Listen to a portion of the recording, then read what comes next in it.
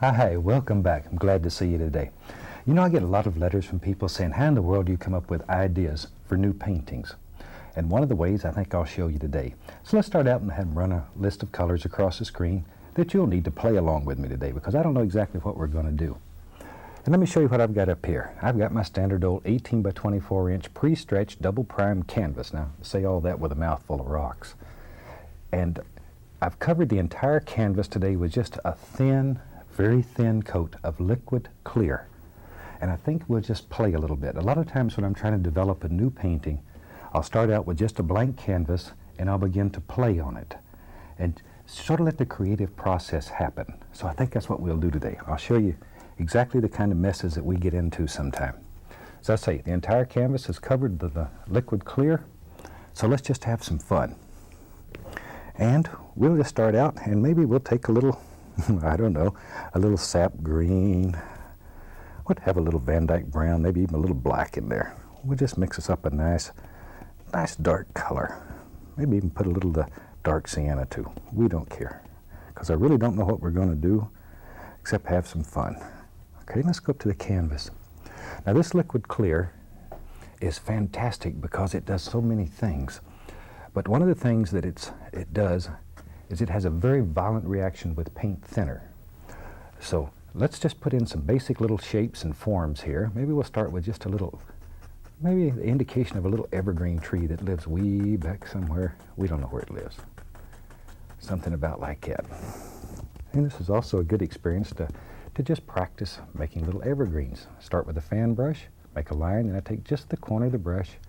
I begin touching, see? From the center out, work it from the center out, like so. And as you work down the tree, add more and more pressure.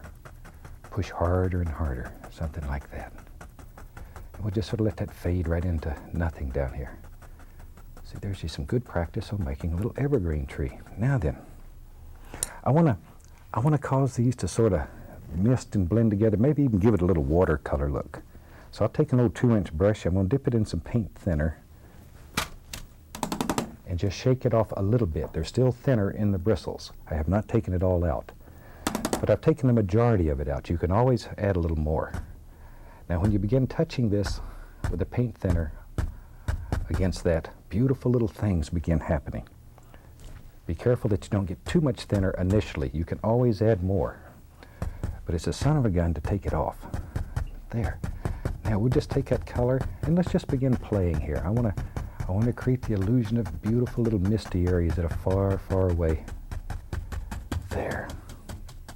Just little soft things that live way back in the distance. I'm just going to sort of blend this out till it's very fuzzy, very quiet. Just a gentle little place back here. There we go. But see how all these little things begin happening? And we can just let this go wherever you want it to go. Maybe just add the least little touch of paint thinner to the brush. Shake off all the excess though. Don't get too much. Once again, you can always add more. And just touch it, and it takes just a second for the reaction to take place. But you can create beautiful, beautiful effects. A little more of the thinner, and just touch. Very little though. Once again, experiment a little, and you'll find marvelous things that happen. But see, it almost looks like a watercolor the way it flows in there. And maybe we can come back and maybe we'll just do another little tree. We'll put a little layer of trees in there. I don't know. And so we'll see where this goes. We use the old fan brush. Okay. Let's go back up in here. Maybe there's one that lives sort of in the foreground here. See? There. Once again, this is just mainly sap green and the browns and a little black, both browns though. Maybe he's got a little friend named Clyde that lives right there, or whatever you want to name him. I give names to my little trees and sort of make friends with them. Of course, people look at you like you're a little strange, but that's okay. Painters are expected to be different.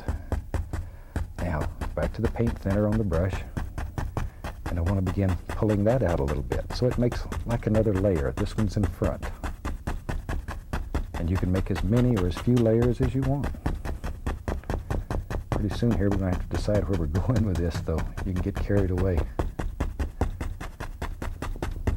Yeah, then I'm going to add a little more paint thinner to the brush.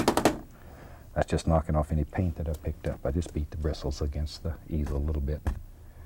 Now, see the paint thinner? Isn't that fantastic, the beautiful effects you can create? Once again, it takes a moment or two for this to work, for the reaction to take place. So give it a little time to set. And as it sets for an hour or two, it'll continue to sort of spread even a little bit more.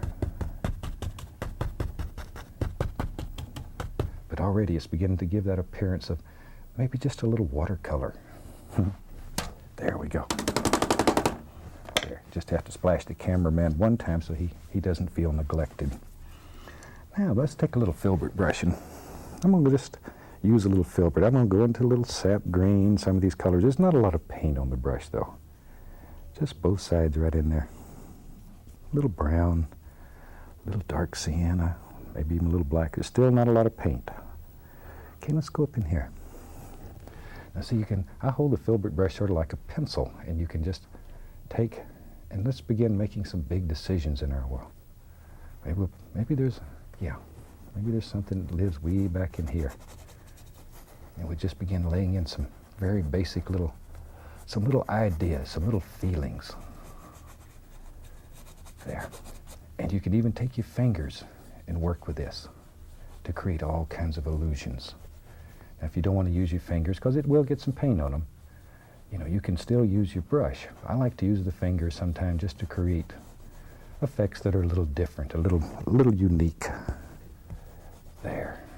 But you better remember where your fingers been before you scratch your nose. There we go. Because I do things like that. I'll forget that I've been painting with my finger and scratch my ear or something, and people will begin to laugh, and then because you got all these funny colors on your face. But that's all right. As long as you enjoy what you're doing and have a good time. Look at there. But see, that easy. You can begin creating illusions of all kinds of little things that are happening in there. Just using a finger. Okay, maybe a little more color on the old brush here. I'm going to add a little more dark sienna. I like that dark sienna. That's a beautiful, warm color. And you can use this brush sidewards, straight on, any way you want. Just practice with it and scrub that paint in, and it creates all kinds of different effects. Once again, I like to take the finger and just work that out a little bit. See, let it go over here. We're beginning to have something that looks like maybe this is the side of a mountain or a hill, or I don't know. It looks pretty neat though. I sort of like it. Sort of like that. A little bit more of a dark color. We can outline and make some of these a little stronger if you want to. It's a nice way of making a lot of little rocks and stone areas very simply. Shoot, I like it. There's already a lot of distance and depth in there. Let's go back to our old fan brush. Got a little paint thinner on it, and I'm going to flick a little paint thinner in there. I want to keep this feeling of like a watercolor going throughout the painting, I think. I like that. Very soft, gentle little painting. But you can see how that instantly starts coming up, all those little things. Isn't that fantastic? As I've mentioned before in this series, I've got a lot of letters. I'm going to add a little Prussian blue in there. A lot of letters from people saying, how in the world do you use this liquid clear? It seems like it ought to be fantastic, but I don't know exactly what to do with it. And in this series, we've really tried to show you some paintings that you can do using liquid clear. There, because we have clear, black, and white. And all these things do gorgeous, gorgeous effects, but they're all different and unique. There we go. See, now I'm going to make this one darker, maybe. Just sort of vary these colors wherever you want them to go. Looks like a big old stone lives right there. Now I want to sort of fade the edges out a little. And as I say, I like using my finger, but if you want to use just the filbert, that'll work just as well. Just as well. I sort of find this to be fun once in a while, just to get in there and play like that. Pick up a little touch, maybe of, ooh, a little alizarin crimson. We'll get a little crazy here. Nice little stone lives right in there. But you just put as many or as few things in your painting as you want. But this is a super way of just beginning to come up with ideas. Start with a blank canvas and begin playing with it. Just begin playing. You can create all kinds of gorgeous things. There. Don't be afraid to experiment. Don't be afraid to go out on a limb once in a while. Because you know, if you go out on a limb once in a while, that's where the fruit is. It never grows close to the tree. It's always out on the limb. If you want to get the fruit from the painting, go out on a limb. Take chances with your art. Enjoy it. There. You know, I gotta do this. You know me. I begin seeing things in these. I'm gonna take a little bit of the liquid clear, just a little liquid clear on the fan brush, and go right into titanium white. Maybe I'll get a little more clear. I'll be right back here. Let me get just a touch more. There. I want to make this paint thin. It's very thin with a clear. I'm only using the clear to thin the color. Look up here now. Right in here. I know. Watch here. A little watery fall lives right there. There he comes. See? Look at that. This is the way paintings come about. This is the way that you create whole new ideas, new concepts. There. Look at that. I'm sorry, I get excited about things like this and just want to go crazy with it. Maybe. There we go. All kinds of gorgeous little things. We'll just put the indication of more things that are happening up above this little watery fall. All right. Just let your imagination take you to any place that you want to go. Because this truly is your world here. I'm going to take my fan brush with a little paint thinner on it again. Just flick a little more of the paint thinner right up there. Just to sort of bring all that together. Maybe even a little down here at the base of this waterfall. But see how it softens those edges and brings them right together? Isn't that neat? I used to work like crazy to do things like this. And this will allow you to do it almost effortlessly. There we go. Now we got to make some big decisions. Where are we going with this?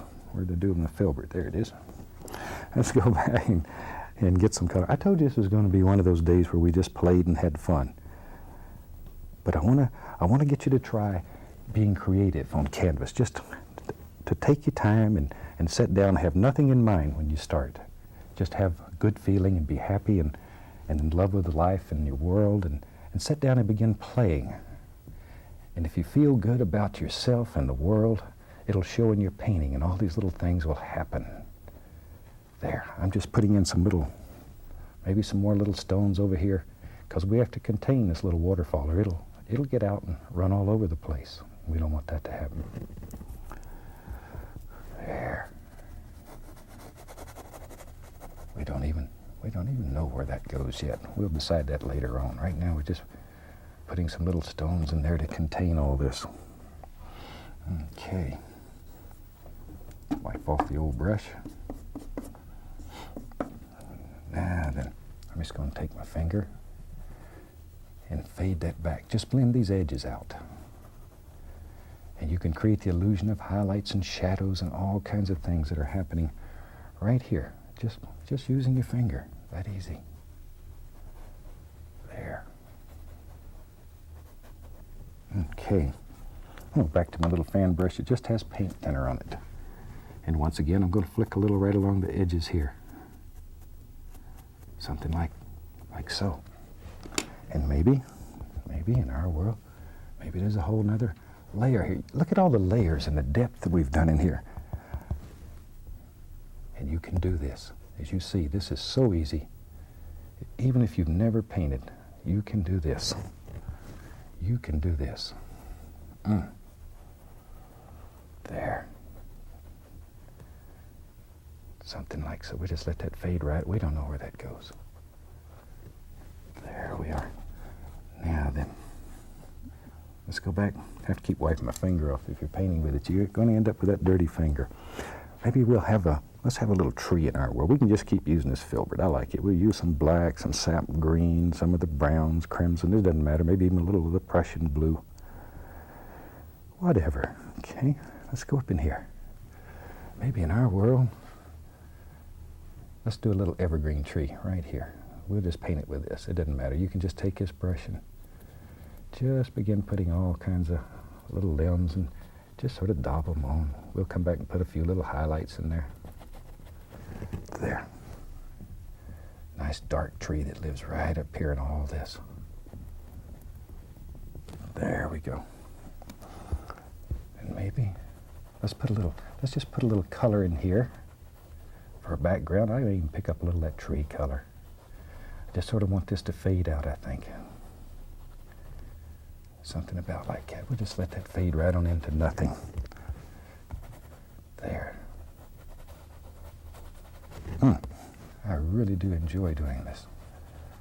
And for a long time I've wanted to show you some of the ways that we create new paintings. And this is one of the ways right here. Right here. Okay, back to my little fan brush. It has the paint thinner. I'm going to flick this. See, there's really not much here, but I want to flick it a lot. And just let it sort of be a nice, soft little background. Look at that. See there? It just sort of gives a hint or a suggestion of something going on in there. Let's take a little, we'll use a little blue and a little alizarin crimson. Maybe I'll make a little lavender color. And once again, I'm just using my finger here, but the brush should work just as good. I've got into using the finger. Ooh, that's gorgeous. And I like that today. I just like doing that. You know, this painting already almost has an Oriental flair to it. It sort of has like an Oriental flair. It's interesting because talking about that, our show now is being played all over the world. And recently it started playing in Japan. And it's just, it's fantastic. We have so many fantastic friends there, and they're enjoying the show, and it's working well for them. And we had one lovely lady who decided she wanted to be an instructor, and she came here all the way from Japan just to learn to be an instructor. And this is Misuko Tada, and she's our first Japanese instructor. I have to show you some of her classes that she has going there. We had some photographs here, and I wanted to show these to you. She has some fantastic classes, and she's teaching hundreds of people all over Japan the joy of painting. Isn't that something? So people all over the world, there's a common denominator. Everyone loves to paint. Everyone, even the young people. We have so many young friends, and they too enjoy this. There we go. I'm going to have to go to Japan pretty soon, I think, and meet some of these fantastic painters. They're just so exciting. There. Maybe we'll go back to the brush. Maybe we'll put something right in here. And we don't know what it is. Maybe I'm just going to sort of let this fade off on the side over here. Like that. Maybe there's another old tree up here. I'm just sort of bouncing around and sort of deciding what looks right and wrong and where I want these. And when you do yours, just sort of watch it and look at it and see what's happening in it. Because everybody's painting will look different, especially if you're doing a painting like this. Because we really don't have any set idea of where we're going with this. We're just sort of letting it happen. Take a little brown and white. Maybe just put the indication here and there of a little tree trunk. Not looking for a lot of detail, but just a little. Take a little yellow ochre, a little cad yellow. Make a little green, just to put a touch of highlight. I don't want this to be too strong. I think I'll keep these colors quite muted. There we go. just enough to give it a hint, just a hint. Shoot, maybe in our world, maybe there's another old trunk. This old tree, maybe he had a bad time and pooped out on us, but he still lives up here on the rock. And let's see, maybe there's a little light shining through there. A little arm sticking out. There. All right. Now then, down in here, I'm going to go back to the finger. I like to blend with that. You can make some most interesting shapes and color combinations. There we go. I want it to fade right on out down here, almost to nothing. There. Something about like that. By changing the angle of some of these strokes, you can create the illusion of highlights and shadows and all these gorgeous little things. Just practice a little with it. I think you'll find this is a unique way of painting. Back to our little paint thinner on the brush. I'm going to flick the bottom of this. As I say, I'm going to do this through the entire painting, I think, just to keep this feel, sort of a watery color feel. Once in a while, I'll put a lot on an area and allow it to actually drip, because it makes a very nice effect. And it'll drive people crazy that you show your paintings to. They'll go nuts trying to figure out how in the world did you do such a thing. There we go. Now then, let's take an old 2-inch brush. I'm going to go right into a little bit of titanium white, maybe the least little touch of this is a little lavender color. It's sort of got a little crimson in it and a little bit of blue, but not much color, mostly white. Let's go up in here, and let's just take that and begin bouncing in like it's, maybe there's just the indication of some foamy water back here. White, a little bit of the Prussian blue. Just sort of vary this a little bit. There we go. And just sort of bounce it in. There. All right.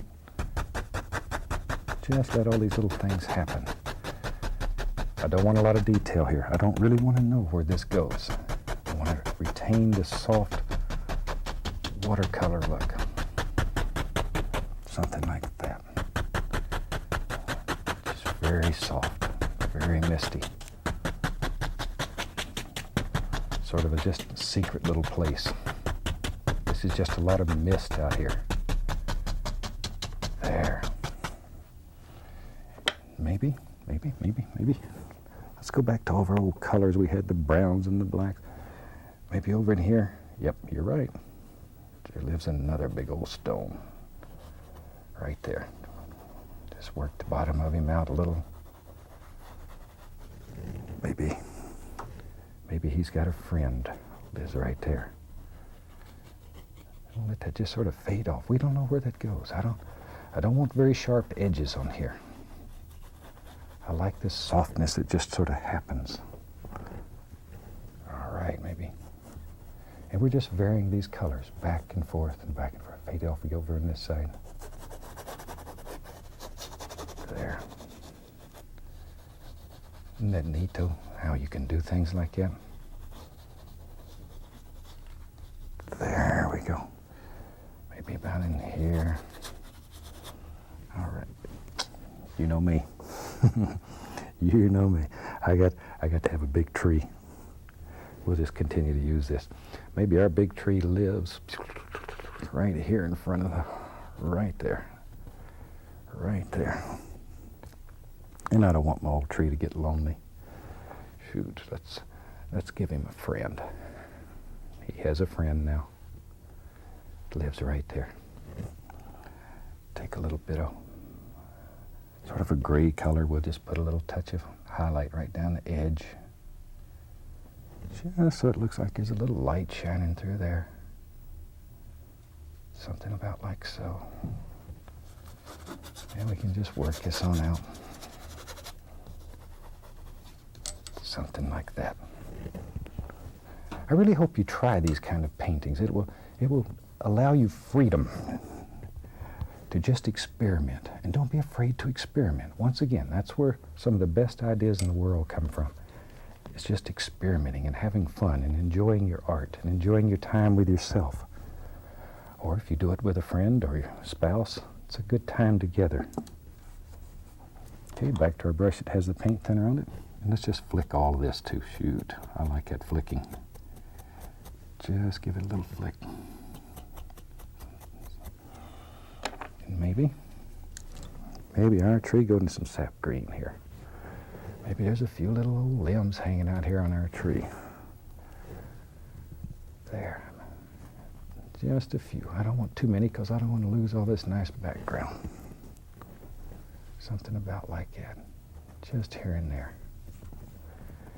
Just the indication. Maybe we even have a few little indications of some little bushy things that live out here. There. As I say, this is something that I really hope you try because it's so much fun and it works so well and it's so easy. Maybe on our tree here there are a few old limbs that are hanging out. Like so, wherever you think they should be. A couple hanging out in here. A few little sticks and twigs that live right back in here.